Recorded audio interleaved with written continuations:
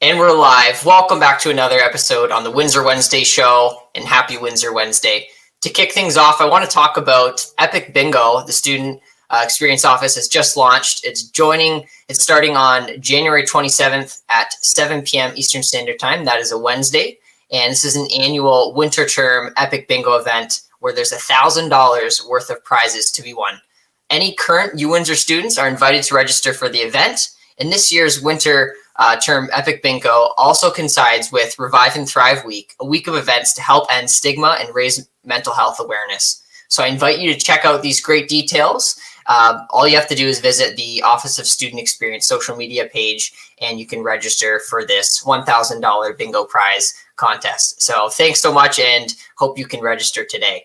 But to kick things off and talk about our guests that are joining us, I want to first welcome Dominique Baillargeon. She's a Bachelor of Science in Nursing graduate and also is now working at the Windsor Regional Hospital during the pandemic. We also have Dr. Randy Busch joining us today. He's a chiropractor, a human kinetics alumnus, and is currently practicing in Ottawa at the Join Reaction Health Center. So glad to have Dr. Busch on the show today. And down below, we have Mike Havey. Some talk about him as being the basketball legend at the University of Windsor, coaching the team from 1991 to 2004, and currently is the Director of Athletics and Recreation Services here at the University of Windsor. So to kick things off, we'll start with Dominique. I want to talk about some extracurriculars that you were involved with during your time at UWindsor. What were they, and really how did they contribute to your overall personal growth? So throughout my time at UWindsor, I was involved in a bunch of clubs, but the main ones that stick out to me are LEAD at UWindsor, which is the merch I'm wearing right now, actually. So that's essentially a club that helps students transition from high school to university. So I was part of that for 4 years, joined in my first year, helped out with Head Start and Welcome Week, and then eventually moved my way up to the executive team. And then I was the assistant coordinator in my last year, and I loved it. It was amazing. And then I was also on the student medical response team. Joined in my first year as well. So we essentially join or help out with calls on campus. So we respond to medical calls, provide like first aid, CPR, all that good stuff. So I was in that for 4 years as well and moved up to the executive team as well. And then students offering support. So joined that in my second year. And that helps with tutoring students at UWindsor, as well as helping out with raising funds for outreach trips in Latin America. So I was an exam instructor in my second year for nursing courses, and then became the Vice President of International Development in my 4th year. So that was essentially recruiting those students for this outreach trip, raising money. And then I went on an outreach trip as well, which really opened my eyes to like that cross-cultural understanding. And then also did nursing research and other extracurricular activities as well that really opened my eyes to a lot of new opportunities. And in terms of my growth, so it's been a lot of growth throughout my undergrad, but I think overall, all of these opportunities really helped like shape the person I am today. They built my confidence a ton, especially with SMRS, like the medical response team. That really helped me in nursing practice because I was able to have those patient interactions alongside with my clinical experience. So that gave me that confidence to like do well and to achieve more. And it really brought me out of my comfort zone as well. So definitely anybody who is thinking of joining clubs is in kind of on the fence of it.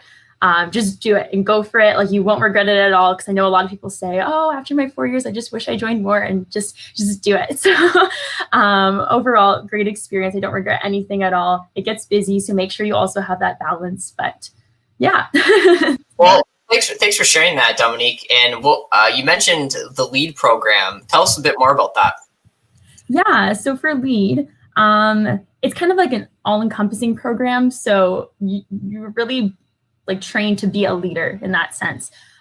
So for LEAD, essentially we help transition students from high school to university. We help with Head Start, we help with Welcome Week, we answer any of the questions they have for those students coming to university, because we know that's a stressful time for students, right?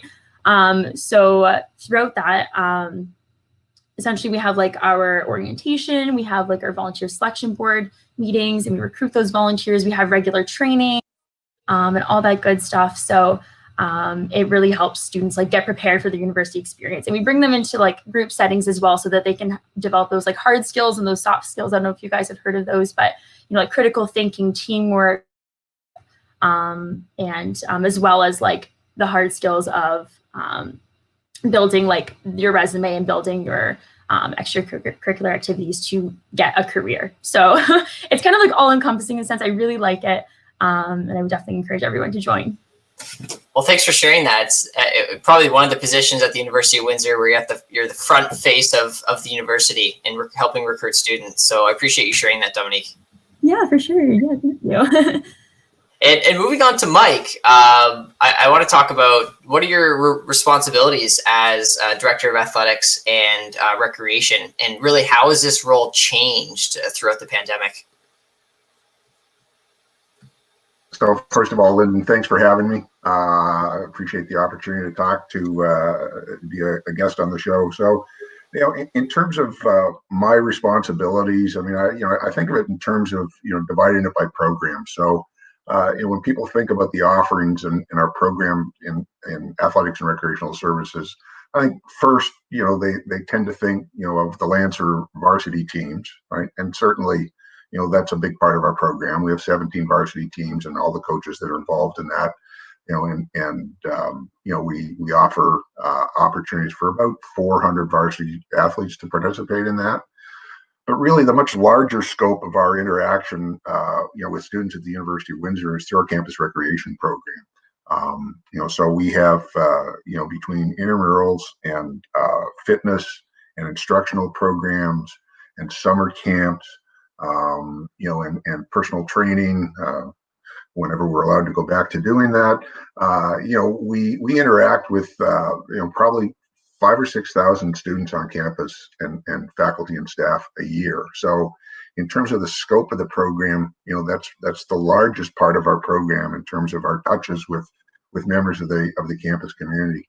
And then of course, I have responsibility as well, in terms of the facilities. So if you think about the St. Denis Center and the stadium and the outdoor fields as the house that we all play in, that's part of my responsibilities in athletics and recreational services as well. And, I'd be remiss not to mention, that we are a little more than a year in progress in construction for the Lancer Center, which has been supported, through a student referendum. So the students of the University of Windsor voted to support this, and we are very thankful for that. And it's going to be a fabulous facility when it opens sometime in March of 2022. On more of an administrative note, I mean, again, like I deal with the budget, human resources, determining the program scope. So, it's really, you need to think of it as a leadership position. So I'm certainly not doing it alone, but my overall responsibility is, to help, to work with our staff and coaches to develop, our mission, our vision, our plans for executing that, and planning for change in the future.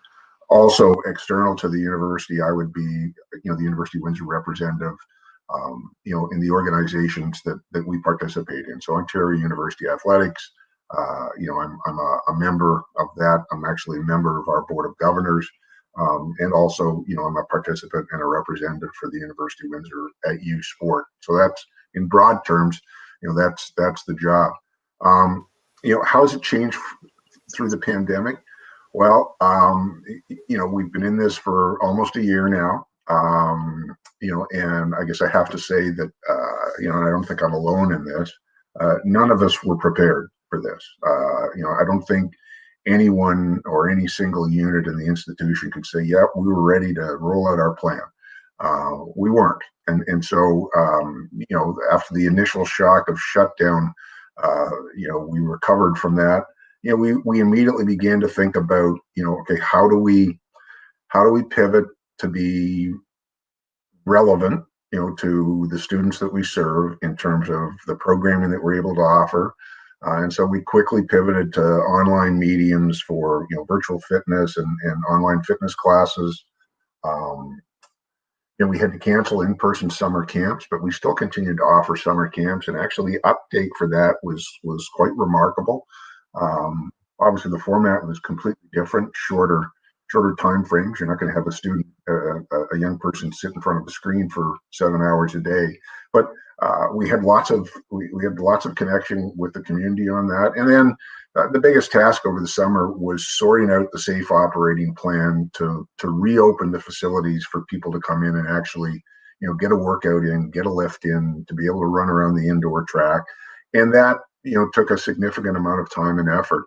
And we continue to do that. I mean, the one thing that I would say is that, coming out of the other side of this, it certainly has opened up our eyes to the opportunities to deliver programming in other ways. And so I don't think that this virtual landscape is going to be a momentary thing. It's going to become a fixture in terms of the way that we deliver programming going forward.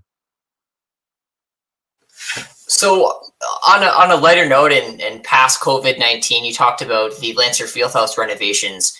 There's one component of the entire renovation plan. What are you most excited about? Well, it's hard to single out a single component. I mean, there are the major program elements are there's going to be a new triple gymnasium, right? So with telescopic seating capacity for about 2,000 participants, that is surrounded by a suspended running track. So spectators will enter from the top of the bleachers and walk down. And so when it's in game or event mode, that's how it will be configured. When it's not in game or event mode, those bleachers will be retracted, and it will basically be, a triple gymnasium with, seal and suspended curtains that allow us to divide it basically into three spaces. So that's exciting, and that's probably that'll be the most public space, and that will become the new home for convocation as well. So, the Dennis Barrel Fieldhouse, continues to exist, but convocation will be held in a much brighter, less utilitarian space. Let me put it that way. We have committed to having water on campus as well. So the existing pool is going to be decommissioned, and so there'll be an 8-lane, 25-meter pool, that'll be opening in March of 2022 as well. It'll be a very large,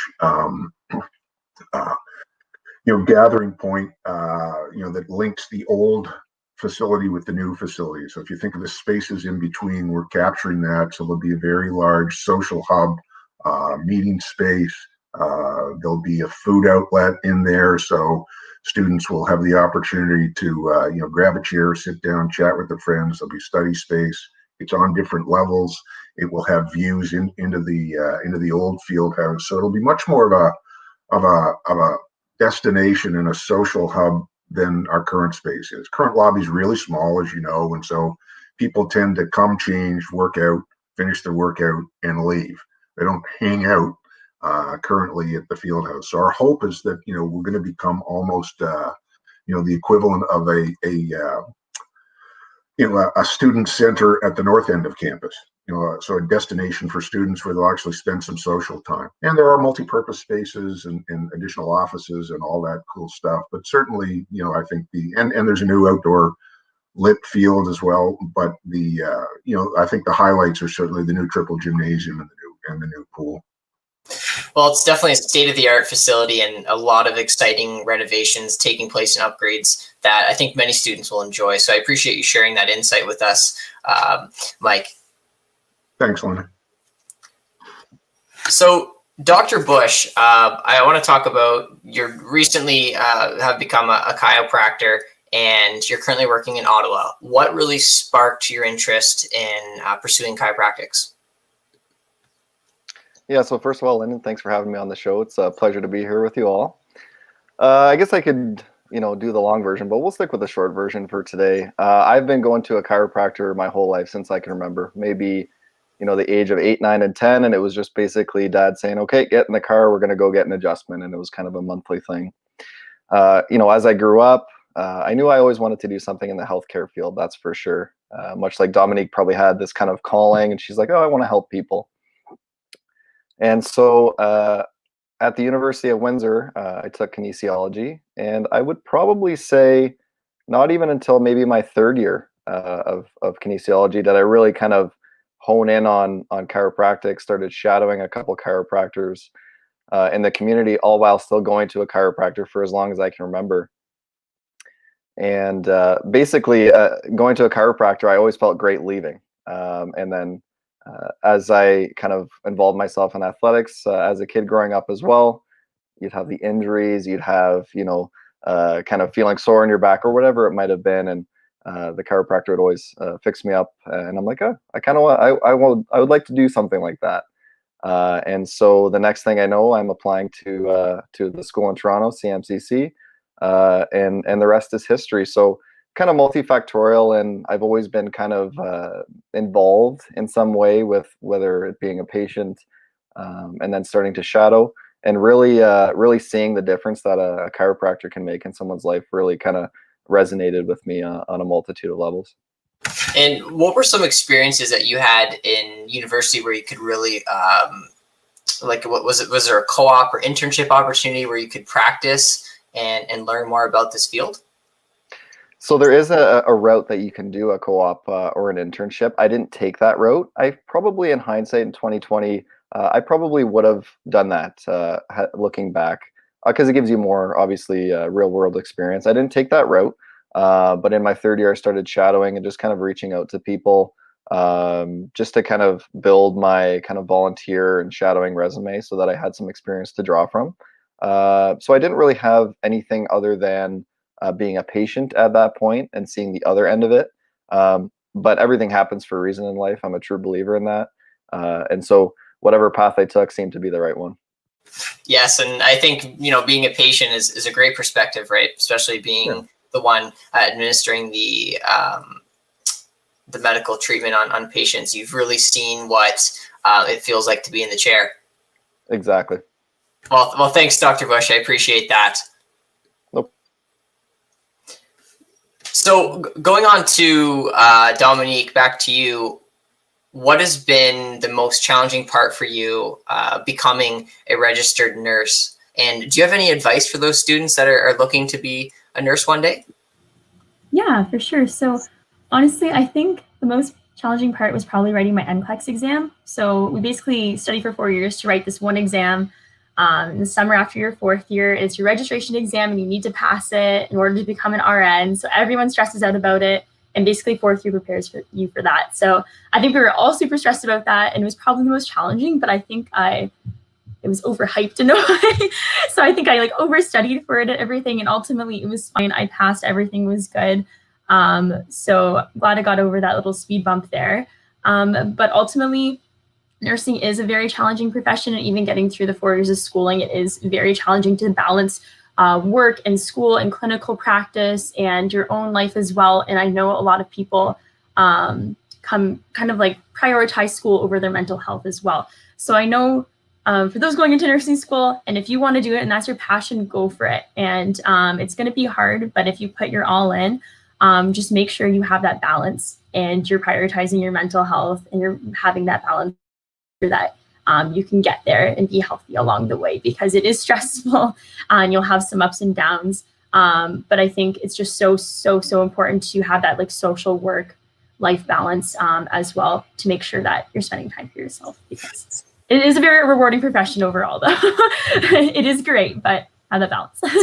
Well, you mentioned it being stressful, and I can't imagine what you're going through as a nurse during COVID-19 working in the hospital. So just a sincere thank you for being on the front lines and helping the community. So I think that's great. And you're a young nurse, and I don't think you expected jumping in right off the bat into COVID-19.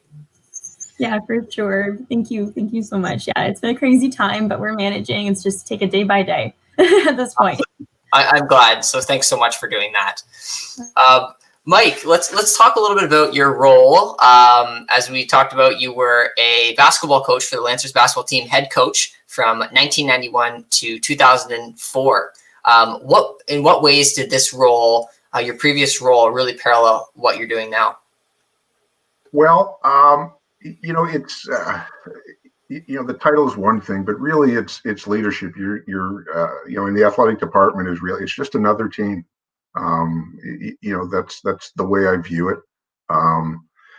We were on a call with students the other night and just talking about collaboration, and one of my colleagues mentioned and this is so true when you talk about collaboration and trying to move an organization or a team forward.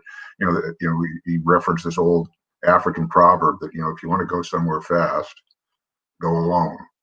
If you want to go far, go together. And that's the kind of culture. And we're not always successful. We're like any organization. We have our peaks and valleys and our successes and our failures. But that's kind of the culture that we try and create, is that we want to be collaborative. We want to create a climate where the staff and the coaches feel that they're supported and that they're enabled. Support is always a challenge. There's never enough money to go around. But as long as we're transparent and we have those conversations about what the priorities are and what we're able to support, then they feel engaged and supported, and we're doing it together. So, I think that's, no different than coaching. You get on a basketball team, you've got 12 athletes, and your vision might be entirely clear to you, but you're not going to achieve your vision if you don't get those 12 student athletes to believe that it's their vision as well. So they have to own it. And so I really think that that's critically my role. I mean, there's all parts of administration, budget, personnel, but really it's about, on the personnel side, it's not about hiring and firing people. It's about making sure that we have a good mixture of pieces in place to support the mission and support the programs, just the same as you would do in a team. Not every player is going to be the same. They're not going to bring the same things to the table, but collectively, you can achieve so much together if people feel that they're enabled and supported. Very, very well said, Mike. And I'm glad that you really brought that team culture that you're using as a head coach of the basketball team into your current role, directing athletics and recreation. So I appreciate you sharing those insights. Thanks. And our final question of the day, we're going to end things off with Dr. Busch. What has been your experience so far practicing chiropractics? I know the pandemic did make a career switch for you, or a location switch, as we talked about earlier before the show. But now you're in Ottawa. What's the experience been like for you so far? Yeah, it's kind of funny. We were just talking before the show, and we were just kind of checking in and seeing how we were doing. And the word I came up with was turbulent. And I think a lot of people can kind of empathize with that word, roller coaster, however you want to call it. Just quickly, so I graduated in 2019, and I started practice in Tecumseh and in the University of Windsor in the CAW Center. And my time there was quite short-lived, obviously, with what happened. So if you had to draw that timeline, it was from September, when students were there at school, to March. And so quick 6 months. But my time in Windsor was awesome, and meeting a lot of the students was fantastic as well. Then COVID happened, and I had to rethink a lot of things in my life. So long story short, I'm in Ottawa now practicing, and it's been great. I really like the city. I like the people here. And, we were talking before the show again as well. I truly believe everything happens for a reason. The path that I'm on right now wasn't what I had imagined a year ago, let alone 9 months ago, 6 months ago even. So it's been great. And the second part of the question is a nationwide pandemic kind of throwing a wrench into everything. But, we take it day by day, and you try and stay as positive as possible. And hopefully, my positivity rubs off on the patients a little bit. And if I can kind of bring any sort of joy or any sort of positivity to someone's life at this point, then I believe I've done my job. So yeah, it's been challenging, but rewarding. Well, that's great. Especially you've been able to continue your practice during the pandemic and made that quick switch to Ottawa, something you didn't expect. And yes, like you said, the pandemic's been a challenge for all of us. So many unexpected things happen. But we, like you said, we will get through it. So to the guests that are joining us today, I really appreciate your time, Dominique, Mike, and Dr. Busch. Thanks for being here, and we'll see you next week. Thanks so much. Take care and stay safe, Lynn.